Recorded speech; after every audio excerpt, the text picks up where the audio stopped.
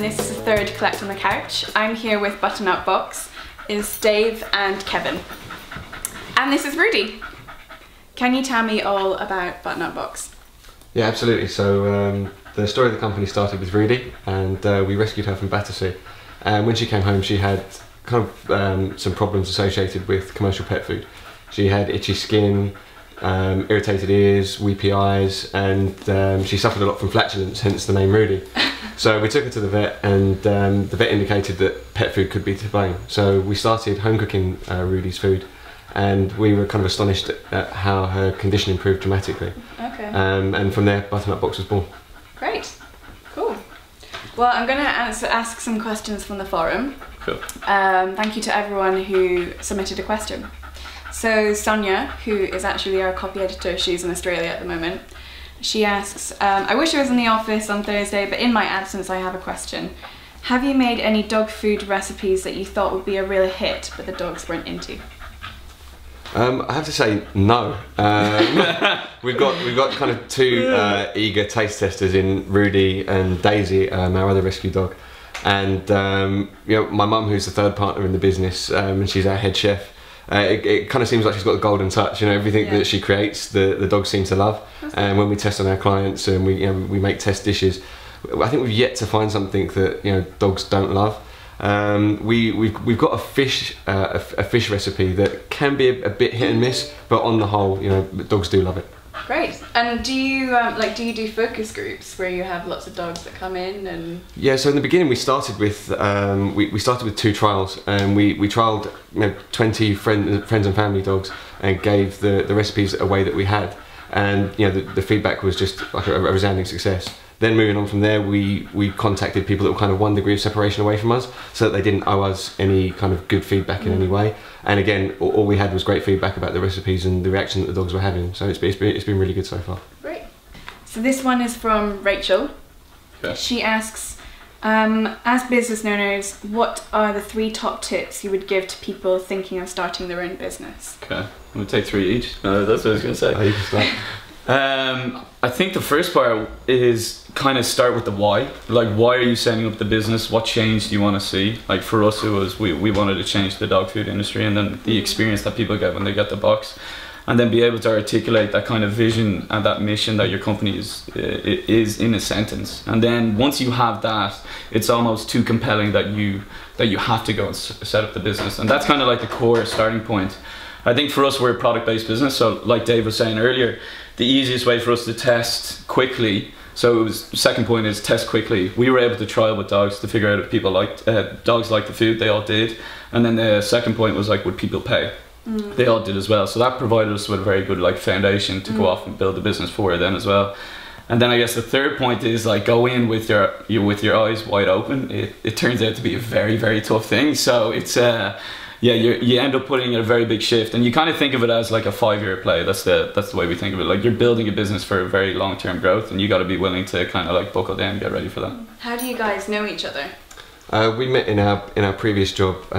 We worked in a bank together, and we started on a summer internship together. Met on the first day, kind of hit it off. Thought that's a guy I could be friends with, and then maintained our friendship through 3.5, 4 years working at a bank together. And we were kind of planning the next move, and all of a sudden, we realised that we'd kind of stumbled across something. We uncovered what we thought was kind of a bit of a secret about the pet food industry, that things sometimes aren't what they seem in terms of ingredients and branding. And what we wanted to do is we wanted to just try and change that as much as possible and make dogs live healthier, happier and longer lives through nutrition. Yeah. We actually quit on the same day as well. So we started the same day, quit on the same day. True romance, like. So what are your 3 tips? I would say do something that you love and that you're very, very passionate about, because at the beginning it is just hard work, and the customer will see something that turns up at their door looking kind of beautiful and a great experience, but behind that is a lot of blood, sweat, tears, late nights if you do go to sleep at all. And I think that it's very, very important that you're doing something that you really truly believe in. For us, I mean, we get up every morning, and we know that if we get more dogs eating our food, that's a good thing, and we really believe that. And I think that's what gets you going at the beginning. Great. trying to think maybe one more. I say don't rely on other people. If other people make representations to you, assign that with an appropriate probability that it's going to happen. And I would say that trust the people that are very close to you to get things done. You know, don't go off what other people say. Thank you for that advice. Mark asks, this is a great idea and business model, but what differentiates your dog food from other premium brands? I guess, well, the main differentiating factor is we're a fresh dog food product. So it's each week a new batch is cooked every week, and it's kind of like as if you cook the meals yourself at home. So that's what we really want to do, is give you the peace of mind that you cooked it yourself, with the kind of knowledge that it's been developed alongside animal nutrition. So it's never been on the shelf for months. You kind of have this honesty behind the brand of what goes into the meals. Yeah, I think that also, you know, the general pet food experience at the moment isn't one that is kind of associated with how much love people have for their pets. If you go to the supermarket, you know, you're generally going to pick up a can of food sitting next to bin liners or bleach and, you know, chucking it into a trolley. And considering the relationship that most people have with their pets, and people consider themselves, you know, pet parents, and the pet is part of the family, you know, there's not much love in that experience. And what we're trying to do is to, you know, bring a beautiful looking product with ingredients you can trust into the heart of your house, and, you know, everyone has a really great experience from it. And this is the other thing, it's like all of our ingredients are human grade ingredients. So it's as if, like what I was saying before, it's as if you cooked it yourself. We actually test the meals on ourselves first. So anything that goes out of our kitchen has been eaten by myself or Dave. Nice. Yeah, it is actually very nice. You tasted it and you liked it? Yeah. Well, I'm a vegetarian, so the only meat that goes in my mouth is one mouthful of dog food every week to make sure everything's okay, and that's that. But it's what we do. We sensory check it, so we eat it, and goes down to treat it. Yeah, it's super nice. Well, good to know. Gemma asks, I'm interested in getting a puppy in the near future and feel a bit overwhelmed with the sheer number of dog food brands available. What are the benefits of feeding dogs Butternut Box as opposed to using a raw or dry food diet? I think that's a good question. I think the first thing to say would be, you know, when you're shopping for food, I would always encourage people to spend as much on food as you possibly can. The way that we think about it is, you know, spend a bit more on food and hopefully spend less at the vets later on in life. Yeah. Whether you go with, you know, our food, a raw food, a dry food, I think the big challenge for owners is to understand what is in the food. You know, understand what the kind of jargon and what the ingredients listed on the back of the can can actually mean, and, you know, what that means for your dog's health.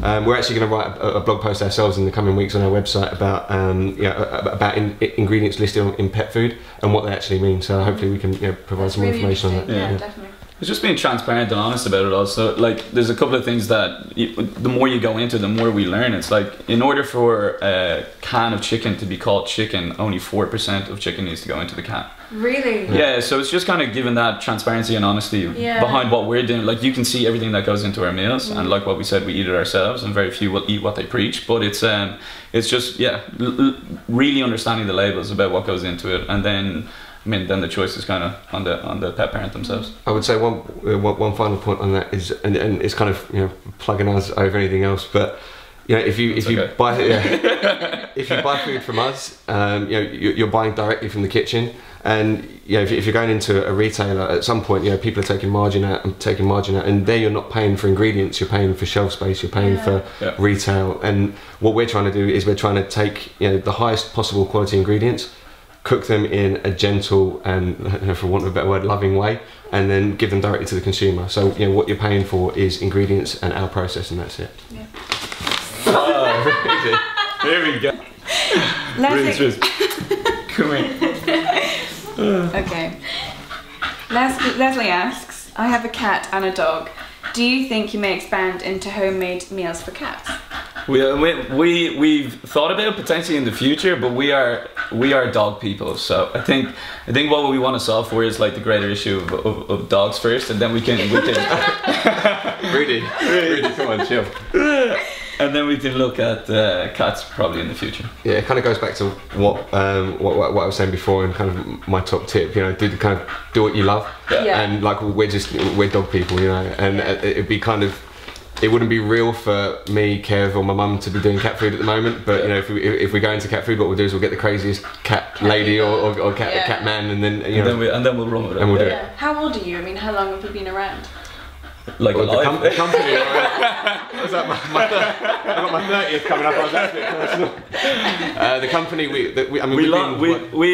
we resigned in February, and then we launched the company in April. So the company's been around for, well, yeah, we launched the website 5 or 6 months ago, and then I'm 26. Dave's coming up to 30. In my 20s. So. in my 20s.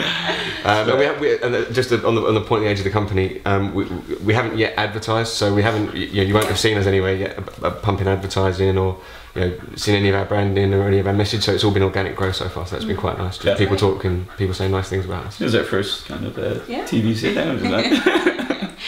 Okay. Last question. What do you like to collect? Rescue dogs. If anytime we go anywhere near a shelter, my mum seems to somehow, bring back a dog or be borderline bringing back a dog, which I guess is a good thing. There's a lot of dogs that need need a forever home. Yeah. So that's probably, I guess, rescue dogs would be our thing. My big one, I was the biggest Pokemon collector you've ever seen in your entire life, so I was glad that Pokemon Go came with a slight bit of a comeback. Are you slightly obsessed with it? No, I was at the time. I was completely bonkers. It is not on my phone, I can confirm that. Well, thank you so much for coming in. No, thanks for having us. It was lovely meeting you. You too. And if anyone has any more questions, please do comment below. Thank you.